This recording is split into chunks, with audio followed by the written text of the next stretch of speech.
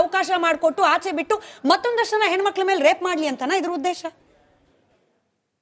ನೀವು ಆಗಲೇ ಹೇಳಿದಾಗೆ ವ್ಯವಸ್ಥೆ ಪೂರಾ ಹಾಳಾಗಿದೆ. ಅಲ್ಲಿ ಏನಿರುವಂಥ ಸಿಬ್ಬಂದಿ ದಪ್ಪ ಚರ್ಮ ಅಂತ ಹೇಳಿದ್ರಲ್ಲ, ಅದು ನಿಜವಾದ ದಪ್ಪ ಚರ್ಮ. ಅವ್ರಿಗೆ ಯಾವುದೇ ಇದು ನಾಟೋದಲ್ಲ, ಅಷ್ಟೊಂದು ದಪ್ಪ ಆಗಿದೆ. ಅದಕ್ಕೆಲ್ಲ ಅವರು ಶಾಮೀಲಾಗಿದ್ದಾರೆ. ಅಲ್ಲಿ ಏನಾಗಿದೆ, ಯಾವ ಬರೀ ಏನಾದರೂ ಆ್ಯಕ್ಷನ್ ಆದರೆ ಲೋಯರ್ ಲೆವೆಲಲ್ಲಿ ಆ್ಯಕ್ಷನ್ ಆಗ್ತದೆ. ಸೂಪರ್ಡೆಂಟು ಭಾಳಾದರೆ ಅಸಿಸ್ಟೆಂಟ್ ಸೂಪರ್ಡೆಂಟು, DSP ಅಲ್ಲೇ ಲೋಕರು. ಇನ್ನು ಜನರಲ್ಲಿ ಏನೊಂದು ಅಭಿಪ್ರಾಯ ಇದೆ ಅಂದರೆ, ಜೈಲಿನಲ್ಲಿ ಇರುವಂಥ ಏನು ಜೈಲು ಸಿಬ್ಬಂದಿ ಇದ್ದಾರೆ ಅವರೆಲ್ಲ ಪೊಲೀಸರು ಅಂತ ತಿಳ್ಕೊಂಡಿದ್ದಾರೆ. ಜೈಲು ಒಳಗಡೆ ಯಾರೂ ಪೊಲೀಸರು ಇರೋದಿಲ್ಲ. ಹೊರಗಡೆ ಮಾತ್ರ ಗೇಟ್ ಹತ್ರ ಮಾತ್ರ ಒಂದು 8 ಜನ ನಮ್ಮ ಸಿವಿಲ್ ಎಲ್ಲ ಅವರು CR ರಿಸರ್ವ್ ಪೊಲೀಸರು ಇರ್ತಾರೆ. ಅವ್ರು ಮಾತ್ರ ಗೇಟ್ ಎಂಟ್ರೆನ್ಸಿಗೆ ಮಾತ್ರ ಇರ್ತಾರೆ. ಒಳಗಡೆ ಎಲ್ಲ ಇವ್ರು ಜೈಲು ಸಿಬ್ಬಂದಿನೇ. ಅಲ್ಲಿ ಏನಾಗಿದೆ, ಪರಪ್ಪನ ಅಗ್ರಹದಲ್ಲಿ ಅದು ಇರೋ ಕೆಪಾಸಿಟಿ ಇರೋದು 4,500 ಸಾವಿರ. ಬಟ್ ಅಲ್ಲಿ ಇರೋ ಜನ 6,500 ಚಿಲ್ಲರೆ ಇದ್ದಾರೆ. ಅಲ್ಲಿ ಸಿಬ್ಬಂದಿ ಇರೋದು 300 ಜನ ಮಾತ್ರ. ಬಟ್ ಈಗ ಅವ್ರಿಗೆ ಯಾರು ಲೈಫ್ ಇಂಪ್ರೂವ್ಮೆಂಟ್ ಆಗಿರ್ತದೆ, ಯಾರು ಅದರಲ್ಲಿ ಒಳ್ಳೆಯವರು ಇರ್ತಾರೆ, ಅವ್ರಿಗೆ ಲೀಡರ್ಶಿಪ್ ಕೊಟ್ಟು ಮಾನಿಟರ್ ಮಾಡಕ್ಕೆ, ಇವ್ರಿಗೆ ಅಸಿಸ್ಟ್ ಮಾಡಕ್ಕೆ ಅವ್ರಿಗೆ ಹಚ್ತಾರೆ. ಹೀಗಾಗಿ ಯಾರು ಮಾತು ಕೇಳೋದಿಲ್ಲ. ಇವರು ಎಲ್ಲ ಅಧಿಕಾರಿಗಳು ಶಾಮೀಲ್ ಇರೋದ್ರಿಂದ ಈ ಒಂದು ಉದಾಹರಣೆ ಹೇಳ್ತೀನಿ ನಾನು. ಹಿಂದೆ ವಿಜಯಲಲಿತಾ ಕೇಸ್ನಲ್ಲಿ ಇವರು ಶಶಿಕಲಾ ಅಂತಿದ್ರು. ಅವಾಗ ರೂಪಾ ಅಂತ DIG ಅವರಿದ್ರು. ಆ ರೂಪಾ ಅವರು ರೈಟಿಂಗ್ನಲ್ಲಿ ಕೊಟ್ಟರು ಕಂಪ್ಲೇಂಟು. ADG ಅವರು 2 ಕೋಟಿ ದುಡ್ಡು ತಗೊಂಡು VIP ಟ್ರೀಟ್ಮೆಂಟ್ ಕೊಟ್ಟಿದ್ದಾರೆ ಅವರಿಗೆ ಅಂತ ರೈಟಿಂಗ್ನಲ್ಲಿ ಕೊಟ್ಟರು. ಅದ್ರದ್ದು ಎನ್ಕ್ವೈರಿ ಏನಾಯ್ತು ಯಾರಿಗೂ ಗೊತ್ತಿಲ್ಲ. ಅವರು ತಗೊಂಡವರೆಲ್ಲ ರಿಟೈರ್ಡ್ ಆಗಿ ಆರಾಮಾಗಿ ಜೀವನ ಮಾಡ್ತಾ ಇದ್ದಾರೆ. ಅವ್ರ ಮೇಲೆ ಯಾಕೆ ಕೇಸ್ ರಿಜಿಸ್ಟರ್ ಆಗಿಲ್ಲ, FIR ಯಾಕೆ ಮಾಡಲಿಲ್ಲ? ಮತ್ತು ದರ್ಶನದಲ್ಲಿ ರೈಟಿಂಗ್ನಲ್ಲಿ ಒಬ್ಬ ಜವಾಬ್ದಾರಿಯುತ ಅಧಿಕಾರಿ ರೈಟಿಂಗ್ನಲ್ಲಿ ಕೊಟ್ಟಿದ್ದಾರೆ, ಅದಕ್ಕೆ ಯಾಕೆ FIR ಮಾಡಲಿಲ್ಲ? ಇಲ್ಲಿ ಆದ್ರೆ 5 ಮಂದಿ FIR ಮಾಡಿದ್ರು ದರ್ಶನ್ ಕೇಸ್ನಲ್ಲಿ. 17 ಮಂದಿ ಸಸ್ಪೆಂಡ್ ಮಾಡಿದ್ರು. ಅಲ್ಲಿ ಸಸ್ಪೆನ್ಷನ್ ಇಲ್ಲ, FIR ಇಲ್ಲ. ಹೀಗೆ ಮೇಲಾಧಿಕಾರಿಗಳಿಗೆ ಒಂದು ಆಕ್ಷನ್, ಕೆಳಗಿನವ್ರಿಗೆ ಒಂದು ಆಕ್ಷನ್. ಹೀಗಾದ್ರೆ ವ್ಯವಸ್ಥೆ ಹೆಂಗ್ ಬದಲಾವಣೆ ಆಗಬೇಕು? ನನಗೆ ಗೊತ್ತಿಲ್ಲ. ಆಫೀಷಿಯಲಿ ಒಬ್ಬ ಪೊಲೀಸ್ ಆಫೀಸರ್ ಹತ್ರನೇ, ನಿವೃತ್ತ ಪೊಲೀಸ್ ಅಧಿಕಾರಿ ಹತ್ರನೇ ಮಾತನಾಡುವಾಗ ಅವ್ರು ಹೇಳಿದ್ರು, ಪರಪ್ಪನ ಅಗ್ರಹಾರ ಕಾರಾಗೃಹದ ಇನ್ಚಾರ್ಜ್ಗೆ ಪ್ರತಿ ತಿಂಗಳಿಗೆ 1 ಕೋಟಿ ರೂಪಾಯಿ ಮಿನಿಮಮ್, 1 ಕೋಟಿ ರೂಪಾಯಿ ಮಿನಿಮಮ್ ಬರ್ತಾ ಇದೆ. ಇದು ಹೆಂಗ ಬರ್ತಿದೆ ಅಂತ ಕಂಡಿಡಿಯೋಕೆ ಯಾರು ಬರ್ತಾರೆ ಮುಂದೆ? ಅಂದ್ರೆ ಬೆಕ್ಕಿ ಗಂಟೆ ಕಟ್ಟೋರು ಯಾರು ಅನ್ನೋಂಗಾಯ್ತು. ಯಾಕಂದ್ರೆ ಇದ್ರಲ್ಲಿ ಎಲ್ಲಾರ್ದು ಪಾಲು ಸರ್. ಇಲ್ಲಿ ಬೆಕ್ಕು ಮಾತ್ರ ಹಾಲು ಕುಡಿತಿಲ್ಲ, ಬೇರೆ ಎಲ್ಲಾ ಪ್ರಾಣಿಗಳು ಸೇರ್ಕೊಂಡು ಹಾಲು ಕುಡಿತಿದ್ದಾರೆ, ಇನ್ಕ್ಲೂಡಿಂಗ್ ಸರ್ಕಾರದ ಭಾಗವಾಗಿರೋ. ಮೇಡಮ್, ಈಗಿರುವಂತ ADGP ಏನಿದ್ದಾರೆ, ಪ್ರಾಮಾಣಿಕ ಅಧಿಕಾರಿ ಇದ್ದಾರೆ, ದಯಾನಂದ್ ಅವರು. ಈಗಿನವರಲ್ಲ ಸರ್, ಅದು ಇನ್ ಜನರಲ್ ಇವತ್ತಿಂದಾನೇ ಜಾಯ್ನ್ ಆಗಿದ್ದು. ಹೌದು, ಅದು ಪ್ರತ್ಯೇಕವಾಗಿ ಕೇಳೋಕಿದೆ. ದಯಾನಂದ್ ಅವ್ರ ಬಗ್ಗೆನೇ ಪ್ರತ್ಯೇಕವಾಗಿ ಕೇಳೋದಿದೆ. ಬಟ್ ವ್ಯವಸ್ಥೆ ಅಷ್ಟು ಕರಪ್ಟ್ ಆಗಿದೆ. ವ್ಯವಸ್ಥೆ ಇದೆ, ಒಪ್ಕೋತೇನೆ ನಾನು. ಬಟ್ ಇಂಥ ಕೋಟಿ ಗೀಟೆ ಅವೆಲ್ಲ ಸೋಲ್ಬಿಡ್ರ, ಅಷ್ಟೊಂದು ಏನಿಲ್ಲ. ಅದು ಇನ್ನೊಂದೇನು, ಯಾರು ಜೈಲಿಗಳು VVIPಗಳು ಬರ್ತಾರೆ, ಅವಾಗ ಆ ಸಿಬ್ಬಂದಿಗಳಿಗೆ, ಅಧಿಕಾರಿಗಳಿಗೆ ಭಯಂಕರ ಖುಷಿ.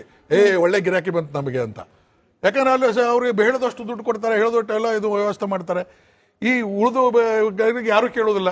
ಈಗ ಎಷ್ಟೊಂದು ಕರಪ್ಷನ್ ಲೆವೆಲ್ಗೆ ಹೋಗಿದೆ ಅಂದರೆ, ಒಬ್ರು ಯಾರಾದರೂ ಬಡ ಜನ ಗಂಡ ಜೈಲಿನಲ್ಲಿ ಏನೋ ಮಾಡಿ ಓದಿದ್ದ, ಪಿಕ್ ಪಾಕೆಟ್ ಮಾಡ್ದ, ಚೈನ್ ಸ್ಯಾಚಿಂಗ್ ಮಾಡ್ದ, ಒಳಗೆ ಬಿದ್ದಂದ್ರೆ ಅವು ಏನೋ 15 ದಿವಸಕ್ಕೊಮ್ಮೆ, ತಿಂಗಳಿಗೊಮ್ಮೆ ಬಿರಿಯಾನಿ ತೊಗೊಂಡು ಹೋಗಿ ಕೊಡಕ್ಕೆ ಹೋದರೆ, ಆ ಬಿರಿಯಾನಿ ಒಳಗಿನ ಪೀಸ್ ಎಲ್ಲ ಹೋಗ್ತಾವೆ ಚೆಕ್ ಮಾಡೋ ದುಡ್ಡಿಯಲ್ಲಿ. ಒಂದು 3/4 ಭಾಗ ಇವರೇ ತಿಂತಾರೆ, 1/4 ಭಾಗ ಮಾತ್ರ ಅವನಿಗೆ ಮುಡುತ್ತದೆ. ಇದು ಒಂದು ಎಕ್ಸಾಂಪಲ್, ನಾನು ಸಿಂಪಲ್ ಎಕ್ಸಾಂಪಲ್. ಹಣ್ಣು ಹಂಪಲ 1 ಡಜನ್ 2 ಡಜನ್ ಒಯ್ದರೆ ಅವ್ನಿಗೆ ಮುಟ್ಟೋದು 2 ಹಣ್ಣು ಅವನಿಗೆ. ಆ ಲೆವೆಲ್ದಲ್ಲಿ ಕರಪ್ಷನ್ ಇದೆ. ಅದು ಇದಾಗೋದಿಲ್ಲ. ಇದು ಒಂದೇ ರೀತಿ ಅಲ್ಲ. ಕೆಲವೊಬ್ಬರು ಹೆದರ್ಸಿ ಕಂಪ್ಲೇಂಟ್ ಇದು ಕೆಲಸ ತಗೋತಾರೆ, ಫೆಸಿಲಿಟೀಸ್ಗಳನ್ನು ತಗೋತಾರೆ, ಹೆದರ್ಸ್ತಾರೆ. ನಾನು ಮೈಸೂರಲ್ಲಿ DCP ಆಗಿದ್ದಾಗ ಸೂಪರ್ಡೆಂಟರ್ಗೆ ಧಮಕಿ ಹಾಕ್ತಾರೆ ರೌಡಿ. ಅವನೇನು ಹೇಳ್ದ, ನಿನ್ನ ಮಗಳು ಕಾಲೇಜಿಗೆ ಹೋಗ್ತಾಳೆ, ಹುಷಾರಾಗಿರು ನೀನು, ಮುಂದಿನ ವಾರದಲ್ಲಿ ಏನಾಯ್ತು ನೋಡಿ ನಿನ್ನ ಮಗಳಿಗೆ. ಅವ ಹೋಗಿ ಮನೆಗೆ ಹೇಳಿದ್ರೆ ಹೆಂಡತಿ ಮಕ್ಕಳು ಎಲ್ಲರೂ ಅಳಕ್ಕೆ ಶುರು ಮಾಡಿದ್ರು, ಇದು ಬೇಡ ನೌಕರಿ, ನೀವು ಬೇರೆ ಟ್ರಾನ್ಸ್ಫರ್ ಮಾಡ್ಕೊಂಡು ಹೋಗಿ ನಡ್ರಿ, ಬೇರೆ ಕಡೆ ಹೋಗೋಣ ಅಂತ. ಈ ಥರ ಭಯ ಹುಟ್ಟಿಸಿನೂ ಸವಲತ್ತು ತಗೋತಾರೆ. ಆಮೇಲೆ ಇನ್ನೊಂದು 35-40 ಅಡಿ ಎತ್ತರ ಗೋಡಿ ಕಟ್ಟಿದ್ದಾರೆ. ಅಲ್ಲಿ ಯಾವುದು ಜಂಪ್ ಮಾಡಬಾರ್ದು, ಏನೂ ವಸ್ತುಗಳು ಬರಬಾರ್ದು ಅಂತ. ಆದರೆ ಇವ್ರೇನು ಮಾಡ್ತಾರೆ, 4ರಿಂದ 5 ಗಂಟೆವರೆಗೂ ವಾಕಿಂಗ್ ಇರ್ತದೆ, ಆಟ ಆಡ್ಲಿಕ್ಕೆ ಬಿಡ್ತಾರೆ. ಅವಾಗ ಅವನು ಒಂದು ಲ್ಯಾಂಡ್ ಮಾರ್ಕ್ ಹೇಳ್ತಾನೆ, ಇಲ್ಲ ಒಂದು ಮರ ಇದೆ, ನೀ ಮರ ಹತ್ರ ಬಾ, ನಾನು ಮೊಬೈಲ್ ಹೋಗಿದ್ದೀನಿ. ಅಲ್ಲ, ಅದು ಆಗ್ತದೆ. ಕೆಲವೊಂದು ವಸ್ತುಗಳು ಮೊಬೈಲ್ನಿಂದ ಗಾಂಜಾ ಆ ಕಡೆಯಿಂದ ಹೋಗ್ತಾವೆ ಮೇಡಮ್, ಅದನ್ನು ಆ ಕಡೆಯಿಂದ ಬರ್ತವೆ. ಸೊ ಹೀಗೆ 2-3 ರೀತಿಯಲ್ಲಿ ಸಪ್ಲೈ ಆಗ್ತಿರ್ತದೆ. ಬರೀ ಕರಪ್ಷನ್ ಒಂದೇ ಅಂತಲ್ಲ, ಧಮಕಿ ಹಾಕಿ ಮಾಡ್ಕೋತಾರೆ, ಇವು ಒಳಗಿಂದ ಕರಪ್ಷನ್ ಆಗ್ತದೆ. ಇದೇ ಕಾರಣ ಅಂತಿಲ್ಲ. ಅದಕ್ಕೆ ಆಕ್ಷನ್ ಆಗುದೇನಾಗ್ಬಿಡ್ತದೆ, ಲೋಯರ್ ಲೆವೆಲ್ ಆಕ್ಷನ್ ಆಗ್ತದೆ. ಅದಕ್ಕೆ ಸೀರಿಯಸ್ ಆಕ್ಷನ್ ಆಗುದಿಲ್ಲ. ಅದು ಒಂದು ಇದಕ್ಕೆ ಕಾರಣ. ಸೀರಿಯಸ್ ಆಕ್ಷನ್ ಅಂತ ಈಗ ಜನ ಹಿಂಗಾಗ್ಬಿಟ್ಟಿದ್ದಾರೆ ನಾಗೇಂದ್ರ ಸರ್. ಆಕ್ಷನ್ ತಗೊಳ್ಳಿಲ್ಲ ಅಂದ್ರೂ ಪರವಾಗಿಲ್ಲಪ್ಪ, ಸುಳ್ಳು ಹೇಳ್ಬೇಡಿ. ರಾಜಕಾರಣಿಗಳು, ಅದರಲ್ಲೂ ಆಡಳಿತ ಪಕ್ಷದಲ್ಲಿರೋ ರಾಜಕಾರಣಿಗಳು ಸುಳ್ಳು ಹೇಳ್ಬೇಡಿ. ಈ ಮಟ್ಟಿಗೆ ನಿರೀಕ್ಷೆ ಕಮ್ಮಿ ಆಗೋಗಿದೆ ಅಂತ.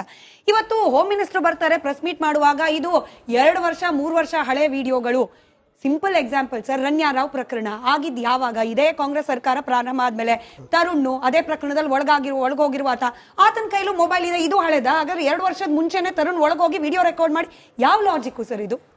ಮೇಡಮ್, ಒಂದು ಮಾತನ್ನ ಸ್ಪಷ್ಟವಾಗಿ ಹೇಳಕ್ ಇಚ್ಛೆ ಪಡ್ತೀನಿ. ಮಾನ್ಯ ಗೃಹ ಮಂತ್ರಿಗಳಿಗೆ ರಾಜ್ಯದಲ್ಲಿ ನಡೀತಕ್ಕಂತ ಪ್ರತಿಯೊಂದು ವಿಚಾರಗಳು ದಿನನಿತ್ಯ ಅವ್ರಿಗೆ ಅಪ್ಡೇಟ್ ಆಗ್ತಾ ಇರಬೇಕು.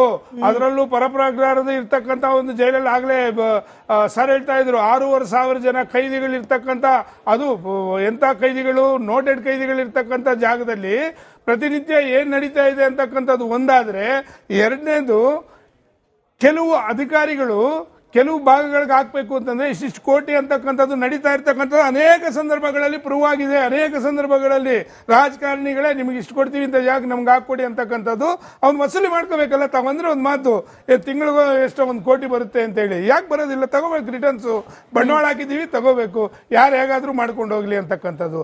ಇನ್ನೊಂದು ಇತ್ತೀಚಿನ ದಿನಗಳಲ್ಲಿ ಕಾಂಗ್ರೆಸ್ ವರಿಷ್ಠರು ಒಂದು ಮಾತನ್ನು ಹೇಳ್ತಿದ್ರು, ರಾಜ್ಯ ಸರ್ಕಾರಕ್ಕೆ ಶಬಾಷ್ಗಿರಿ ಕೊಟ್ಟಿದ್ದಾರೆ, ಇಂಥ ಕೆಲಸಗಳಿಗೆ ಶಬಾಷ್ಗಿರಿ ಕೊಟ್ಟಿರ್ತಕ್ಕಂಥದ್ದು.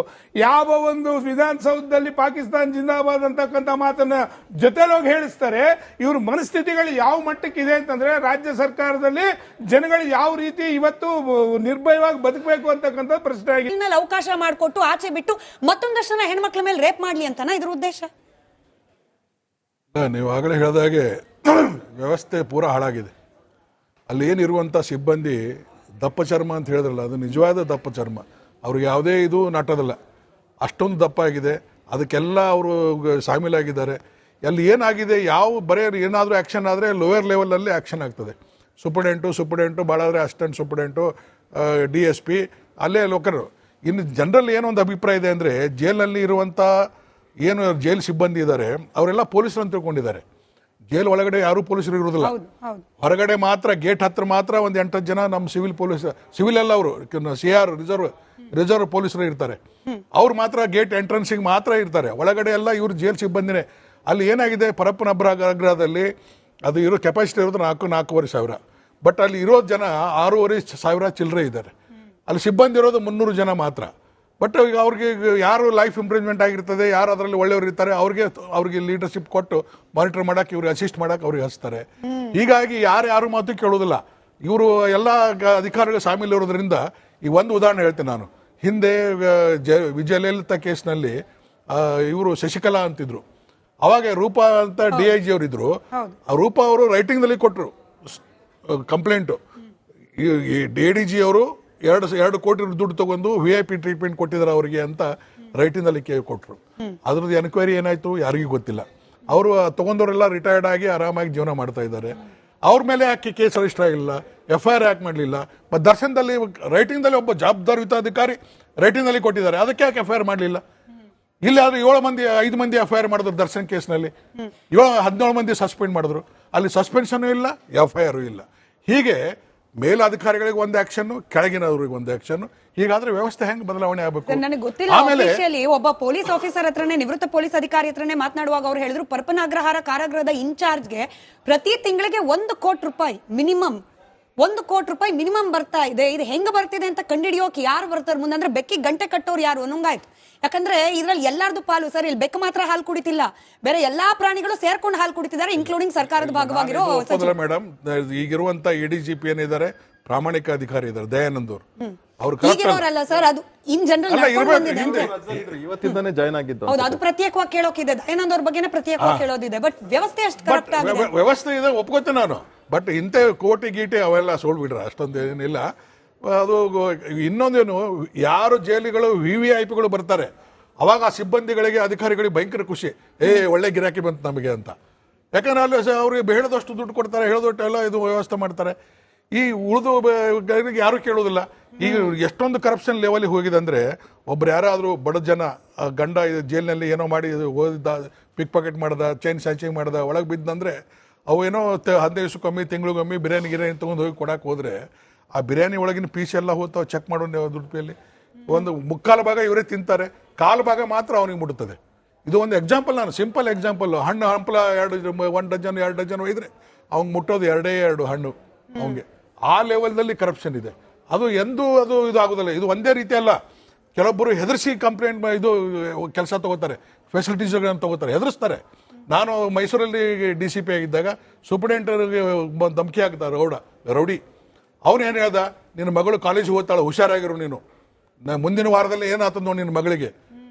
ಹೋಗಿ ಮನೆಗೆ ಹೇಳಿದ್ರೆ ಹೆಂಡತಿ ಮಕ್ಕಳು ಎಲ್ಲರೂ ಅಳಕ್ಕೆ ಶುರು ಮಾಡಿದ್ರು, ಇದು ಬೇಡ ನೌಕರಿ, ನೀವು ಬೇರೆ ಟ್ರಾನ್ಸ್ಫರ್ ಮಾಡ್ಕೊಂಡು ಹೋಗಿ ನಡ್ರಿ, ಬೇರೆ ಕಡೆ ಹೋಗೋಣ ಅಂತ. ಈ ಥರ ಭಯ ಹುಟ್ಟಿಸಿನೂ ಸವಲತ್ತು ತಗೋತಾರೆ. ಆಮೇಲೆ ಇನ್ನೊಂದು 35-40 ಅಡಿ ಎತ್ತರ ಗೋಡೆ ಕಟ್ಟಿದ್ದಾರೆ, ಅಲ್ಲಿ ಯಾವುದು ಜಂಪ್ ಮಾಡಬಾರ್ದು, ಏನು ವಸ್ತುಗಳು ಬರಬಾರ್ದು ಅಂತ. ಆದರೆ ಇವ್ರೇನು ಮಾಡ್ತಾರೆ, 4ರಿಂದ 5 ಗಂಟೆವರೆಗೂ ವಾಕಿಂಗ್ ಇರ್ತದೆ, ಆಟ ಆಡ್ಲಿಕ್ಕೆ ಬಿಡ್ತಾರೆ. ಅವಾಗ ಅವನು ಒಂದು ಲ್ಯಾಂಡ್ ಮಾರ್ಕ್ ಹೇಳ್ತಾನೆ, ಇಲ್ಲ ಒಂದು ಮರ ಇದೆ, ನೀ ಮರ ಹತ್ರ ಬಾ, ನಾನು ಮೊಬೈಲ್ ಹೋಗಿದ್ದೀನಿ. ಗೇಟ್ ಥ್ರೂನೇ ಎಲ್ಲ ಸಪ್ಲೈ ಅಲ್ಲ, ಅದು ಆಗ್ತದೆ. ಕೆಲವೊಂದು ವಸ್ತುಗಳು ಮೊಬೈಲ್ ನಿಂದ ಗಾಂಜಾ ಆ ಕಡೆಯಿಂದ ಹೋಗ್ತಾವೆ ಮೇಡಮ್, ಅದನ್ನು ಆ ಕಡೆಯಿಂದ ಬರ್ತವೆ. ಸೊ ಹೀಗೆ 2-3 ರೀತಿಯಲ್ಲಿ ಸಪ್ಲೈ ಆಗ್ತಿರ್ತದೆ. ಬರೇ ಕರಪ್ಷನ್ ಒಂದೇ ಅಂತಲ್ಲ, ಧಮಕಿ ಹಾಕಿ ಮಾಡ್ಕೋತಾರೆ, ಇವು ಒಳಗಿಂದ ಕರಪ್ಷನ್ ಆಗ್ತದೆ. ಯಾವ ಇದೇ ಕಾರಣ ಅಂತಿಲ್ಲ, ಅದಕ್ಕೆ ಆಕ್ಷನ್ ಆಗುದೇನಾಗ್ಬಿಡ್ತದೆ, ಲೋಯರ್ ಲೆವೆಲ್ ಆಕ್ಷನ್ ಆಗ್ತದೆ, ಅದಕ್ಕೆ ಸೀರಿಯಸ್ ಆಕ್ಷನ್ ಆಗುದಿಲ್ಲ. ಅದು ಒಂದು ಇದಕ್ಕೆ ಕಾರಣ. ಸೀರಿಯಸ್ ಆಕ್ಷನ್ ಅಂತ ಈಗ ಜನ ಹೆಂಗಾಗ್ಬಿಟ್ಟಿದ್ದಾರೆ ನಾಗೇಂದ್ರ ಸರ್, ಆಕ್ಷನ್ ತಗೊಳ್ಳಿಲ್ಲ ಅಂದ್ರೂ ಪರವಾಗಿಲ್ಲಪ್ಪ, ಸುಳ್ಳು ಹೇಳ್ಬೇಡಿ ರಾಜಕಾರಣಿಗಳು, ಅದರಲ್ಲೂ ಆಡಳಿತ ಪಕ್ಷದಲ್ಲಿರೋ ರಾಜಕಾರಣಿಗಳು ಸುಳ್ಳು ಹೇಳ್ಬೇಡಿ, ಈ ಮಟ್ಟಿಗೆ ನಿರೀಕ್ಷೆ ಕಮ್ಮಿ ಆಗೋಗಿದೆ ಅಂತ. ಇವತ್ತು ಹೋಮ್ ಮಿನಿಸ್ಟರ್ ಬರ್ತಾರೆ ಪ್ರೆಸ್ ಮೀಟ್ ಮಾಡುವಾಗ, ಇದು 2 ವರ್ಷ 3 ವರ್ಷ ಹಳೆ ವಿಡಿಯೋಗಳು. Simple example sir, Ranya Rao ಪ್ರಕರಣ ಆಗಿದ್ ಯಾವಾಗ? ಇದೇ ಕಾಂಗ್ರೆಸ್ ಸರ್ಕಾರ ಪ್ರಾರಂಭ ಆದ್ಮೇಲೆ. ತರುಣ್ ಅದೇ ಪ್ರಕರಣದಲ್ಲಿ ಒಳಗೋಗಿರುವ ಆತನ ಕೈಲೂ ಮೊಬೈಲ್ ಇದೆ, ಇದು ಹಳೆದ? ಹಾಗಾದ್ರೆ 2 ವರ್ಷದ ಮುಂಚೆನೆ ತರುಣ್ ಒಳಗೋಗಿ ವಿಡಿಯೋ ರೆಕಾರ್ಡ್ ಮಾಡಿ, ಯಾವ ಲಾಜಿಕ್ಕು ಸರ್ ಇದು? ಮೇಡಮ್, ಒಂದು ಮಾತನ್ನ ಸ್ಪಷ್ಟವಾಗಿ ಹೇಳಕ್ ಇಚ್ಛೆ ಪಡ್ತೀನಿ. ಮಾನ್ಯ ಗೃಹ ಮಂತ್ರಿಗಳಿಗೆ ರಾಜ್ಯದಲ್ಲಿ ನಡೀತಕ್ಕಂತ ಪ್ರತಿಯೊಂದು ವಿಚಾರಗಳು ದಿನನಿತ್ಯ ಅವ್ರಿಗೆ ಅಪ್ಡೇಟ್ ಆಗ್ತಾ ಇರಬೇಕು. ಅದರಲ್ಲೂ ಪರಪ್ರಗ್ರಹದ ಇರ್ತಕ್ಕಂತ ಒಂದು ಜೈಲಲ್ಲಿ ಆಗ್ಲೇ ಸರ್ ಹೇಳ್ತಾ ಇದ್ರು, 6,500 ಜನ ಕೈದಿಗಳು ಇರ್ತಕ್ಕಂತ, ಅದು ಎಂತ ಕೈದಿಗಳು, ನೋಟೆಡ್ ಕೈದಿಗಳು ಇರ್ತಕ್ಕಂತ ಜಾಗದಲ್ಲಿ ಪ್ರತಿನಿತ್ಯ ಏನ್ ನಡೀತಾ ಇದೆ ಅಂತಕ್ಕಂಥದ್ದು ಒಂದಾದ್ರೆ, ಎರಡನೇದು ಕೆಲವು ಅಧಿಕಾರಿಗಳು ಕೆಲವು ಭಾಗಗಳಿಗೆ ಹಾಕಬೇಕು ಅಂತಂದ್ರೆ ಇಷ್ಟಿಷ್ಟು ಕೋಟಿ ಅಂತಕ್ಕಂಥದ್ದು ನಡೀತಾ ಇರ್ತಕ್ಕಂಥದ್ದು ಅನೇಕ ಸಂದರ್ಭಗಳಲ್ಲಿ ಪ್ರೂವ್ ಆಗಿದೆ. ಅನೇಕ ಸಂದರ್ಭಗಳಲ್ಲಿ ರಾಜಕಾರಣಿಗಳೇ ನಿಮಗೆ ಇಷ್ಟು ಕೊಡ್ತೀವಿ ಅಂತ ಜಾಗ ನಮ್ಗೆ ಹಾಕೊಡಿ ಅಂತಕ್ಕಂಥದ್ದು ಅವ್ನು ವಸೂಲಿ ಮಾಡ್ಕೋಬೇಕಲ್ಲ. ತಾವಂದ್ರೆ ಒಂದು ಮಾತು, ತಿಂಗಳಿಗೂ ಎಷ್ಟೋ 1 ಕೋಟಿ ಬರುತ್ತೆ ಅಂತ ಹೇಳಿ, ಯಾಕೆ ಬರೋದಿಲ್ಲ? ತಗೋಬೇಕು, ರಿಟರ್ನ್ಸು ಬಂಡವಾಳ ಹಾಕಿದ್ದೀವಿ, ತಗೋಬೇಕು, ಯಾರು ಹೇಗಾದ್ರೂ ಮಾಡ್ಕೊಂಡು ಹೋಗ್ಲಿ ಅಂತಕ್ಕಂಥದ್ದು. ಇನ್ನೊಂದು ಇತ್ತೀಚಿನ ದಿನಗಳಲ್ಲಿ ಕಾಂಗ್ರೆಸ್ ವರಿಷ್ಠರು ಒಂದು ಮಾತನ್ನು ಹೇಳ್ತಿದ್ರು, ರಾಜ್ಯ ಸರ್ಕಾರಕ್ಕೆ ಶಬಾಷ್ಗಿರಿ ಕೊಟ್ಟಿದ್ದಾರೆ, ಇಂಥ ಕೆಲಸಗಳಿಗೆ ಶಬಾಷ್ಗಿರಿ ಕೊಟ್ಟಿರ್ತಕ್ಕಂಥದ್ದು. ಯಾವ ಒಂದು ವಿಧಾನಸೌಧದಲ್ಲಿ ಪಾಕಿಸ್ತಾನ ಜಿಂದಾಬಾದ್ ಅಂತಕ್ಕಂಥ ಮಾತನ್ನ ಜೊತೆಲೋಗಿ ಹೇಳಿಸ್ತಾರೆ. ಇವ್ರ ಮನಸ್ಥಿತಿಗಳು ಯಾವ ಮಟ್ಟಕ್ಕಿದೆ ಅಂತಂದ್ರೆ, ರಾಜ್ಯ ಸರ್ಕಾರದಲ್ಲಿ ಜನಗಳು ಯಾವ ರೀತಿ